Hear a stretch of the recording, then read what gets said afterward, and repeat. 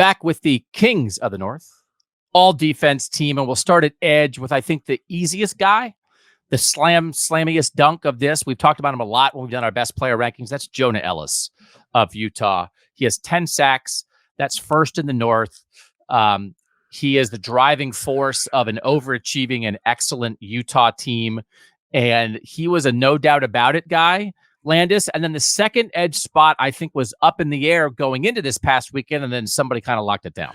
Yeah, I mean, JT Tuimoloau had a monster game against Penn State, but he's also played really well for like the last few weeks. In his last 3 games, he has 16 pressures and 4 sacks. Like, he's really turned it on. He's looked like the guy that I think a lot of Ohio State fans have been wanting to see. And I think people outside of Columbus have been sort of questioning why he's so highly regarded. And I think he's shown us that the last 3 weeks. Not that he's been a bad player prior to that, but he's just kind of upped the production in a way that I thought gave him an edge here over a really good group of defensive ends in the North, right? The Penn State guys we don't have here.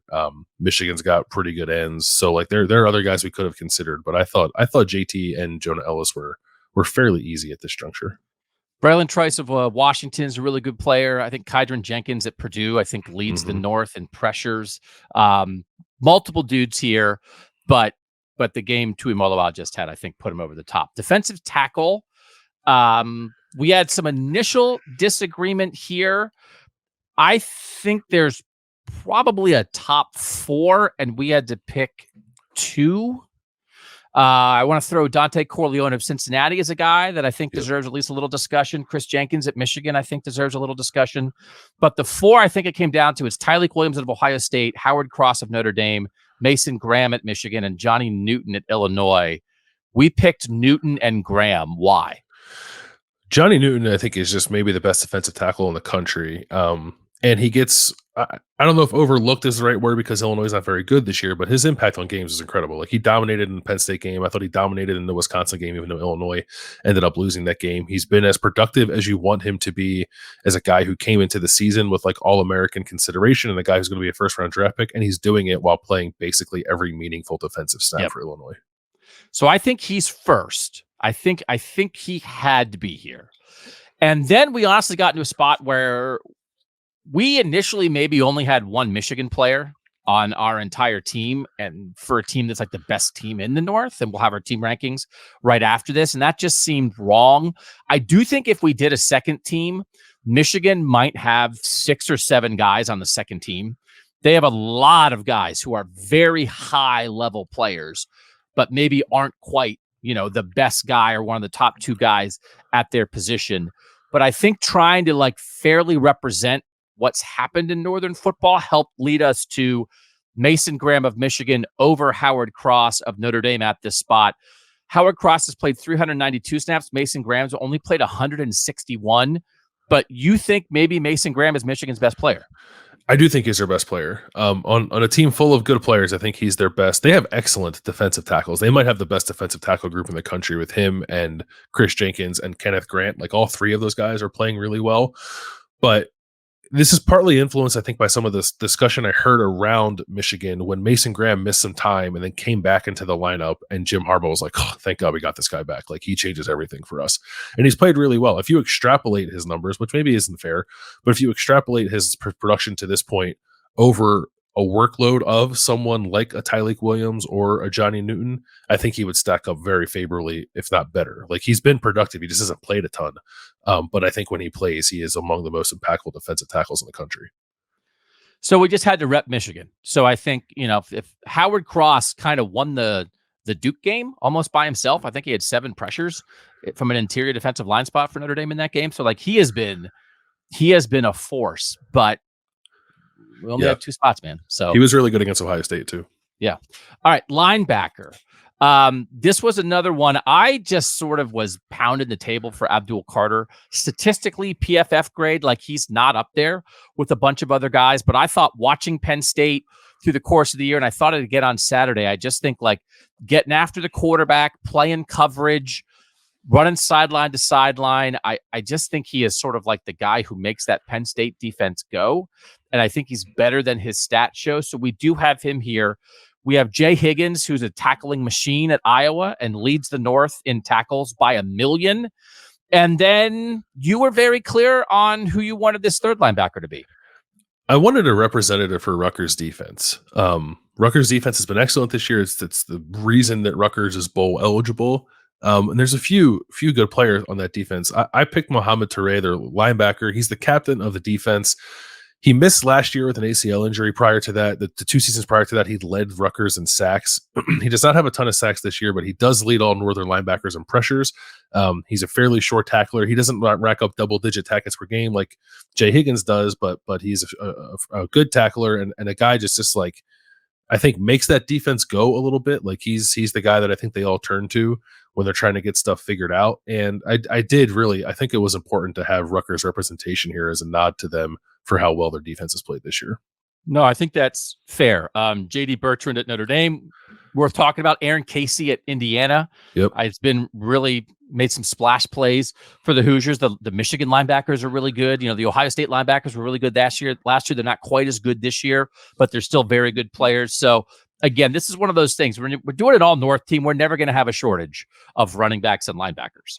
So This is just kind of how this works. But with Jay Higgins, man, like they're just on the field constantly at Iowa with that defense. And so you've got to acknowledge a guy who just gets it done. Safety. Tyler Nubin from Minnesota is a guy that has been kind of dancing around when we've done our top 10 players at times. We each do a top 15 list and like he pops in there. He is just like, he can change a game. So I think Tyler Nubin is the best safety in the North. I think we agreed on that. And then we got into some, again, I think Josh Proctor from Ohio State has played really well. I think Xavier Wampa at Iowa is a great young safety. Flip Dixon at Rutgers is a guy, again, as we were considering Rutgers people, but we wound up going with a guy from Wisconsin as our second safety. Yeah, Hunter Wohler, another guy who I had a spark last year, then got hurt, and then came back and was like kind of a backup. But I think everyone in Madison was very high on what he could become, and what he's become is like their most prolific defensive player on a defense. It's like, they're not great, but they're okay. I think it's the better side of the ball for Wisconsin under Luke Fickell at the moment. Hunter Wohler is second in tackles among players in the North. He only trails Jay Higgins. So like he's just kind of getting the job done back there. And I don't know, there wasn't like another guy who just like screamed out to me like needs to be on this team at safety once we got past Tyler Nubin at Minnesota. So I was okay with maybe going a little off the radar here, again, in the name of having a little more inclusion and some more representation from all of our teams. But it's not like Hunter Wohler is a good player. Like I'd put his production up against any other safety in the country. All right, corner, I think this was pretty clear. Cooper DeJean from Iowa. People saw he had the punt return that would have won the game against Minnesota that got wiped out. He's also an unbelievable defensive back. Like people were ready to make a Cooper DeJean Heisman case if that punt return had held up. He's an incredible, versatile player. And then Denzel Burke, I think, he was hurt this last week and did not play against Penn State, and Ohio State played very well defensively without him because they have some other really good corners. But I think Denzel Burke had played as well as any cornerback in the country while he was healthy. Certainly Benjamin Morrison at Notre Dame deserves some consideration here. TJ Tampa at Iowa State graded really high. Jabbar Muhammad at Washington's a really good player. Kalen King at Penn State is a really good player. Did not have the world's best game against Marvin Harrison Jr. is not as graded high this year. But I think DeJean and Burke kind of separated themselves. Yeah, Mike Sainer still at Michigan was another guy we talked about for this spot. I think they've separated themselves too. DeJean certainly, I don't know, maybe Denzel Burke is less front of mind for people outside of this podcast because he didn't play this past week against Penn State, but he's still, I believe, second in the North and passes broken up. Teams just haven't been able to throw on him. So, like, even though he didn't miss the game, I didn't want to knock him for that. So then we added an extra defensive back spot, which is kind of like the all-purpose spot on offense. And I had brought up initially, like, would this be a place to put Travis Hunter? Because Travis Hunter playing both ways the first 2 weeks for Colorado was unbelievable. He was like the story of the college football season for the first 2 weeks. Then he got hurt. Then when he came back, they probably played him too much right away, and he didn't play very well at corner. And Sione Vaki from Utah has kind of come in and done that dual role thing the last couple of weeks, even better than Travis Hunter did it. He played 70 snaps on defense in the win over USC. He played 19 snaps on offense, and in those 19 snaps of offense, he had 217 yards. So now it's like this idea of Travis Hunter is an amazing football player, but he might not even be the best two-way player in the Pac-12 right now. We put Sione Vaki on this team. What this guy has done the past couple of weeks is absolutely through the roof. Yeah, he's Salt Lake Travis Hunter.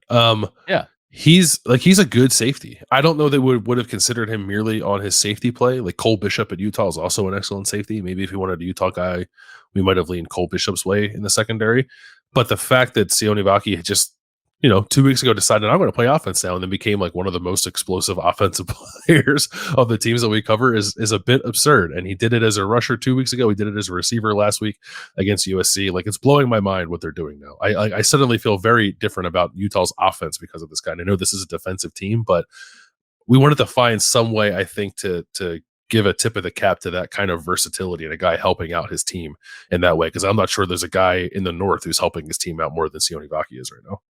I'd love to have Travis Hunter on here somewhere. He was so impactful early on as a lacerated kidney, right? Get on a kind of a, I don't know, kind of on a dirty play, and then like forgives the guy who hit him and does a video with him and then comes back. And I mean, he has been an unbelievable representative. He was the number one recruit in his class, took an unusual path, didn't go to Florida State when everybody thought so, went to Jackson State, now followed Deion Sanders to Colorado.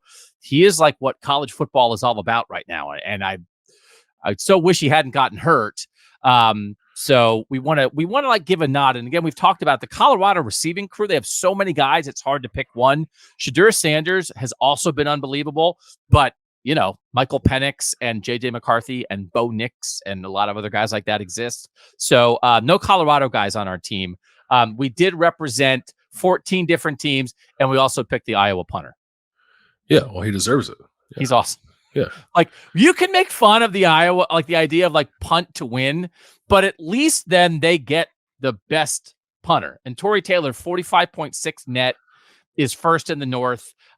He has 23 punts inside the 20, which is great. And he has 54 punts overall, which is the most in college football. So he's the busiest, and he's also awesome. He's a weapon.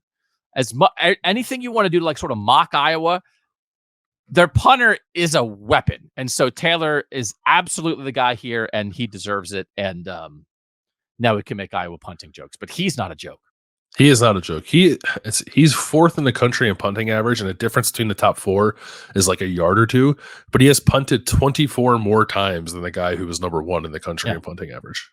If they had a bad punter, they might have 2 wins. Yeah. So like he is super valuable to what Iowa does. So that's our team. We wind up with 4 Ohio State guys, 3 each from Oregon and Iowa, 2 each from Washington, Notre Dame, Oregon State, Michigan, Minnesota, and Utah, and 1 each from Illinois, Penn State, Boston College, Rutgers, and Wisconsin. So I don't think you'll find another team like this. We're trying to be as representative. A lot of this stuff, we want to reward and acknowledge excellent individual play, but we also want to sort of make sure we are capturing what Northern college football has been like so far this season. So we tried to do that on our All-North team, and we'll make bomber jackets probably eventually, right? Bomber jackets. Can I get one? Yeah. I was at a high school football game on Friday night and like looking at varsity jackets and stuff, and I was like, I would totally rock a KOTN varsity jacket. Yeah, I'm surprised you don't have one already, if I'm being honest. I know. We need to come up with a final color scheme. And then once we have a color scheme, we're going to paint my wall, and then we're going to order jackets. And then we're going to ask our boss if that's okay. The jackets have been ordered. We guessed on your size. Here's the bill. But yeah, no, we got things coming. So we have to have a team. We have to have our own team. So we're glad to do our first midseason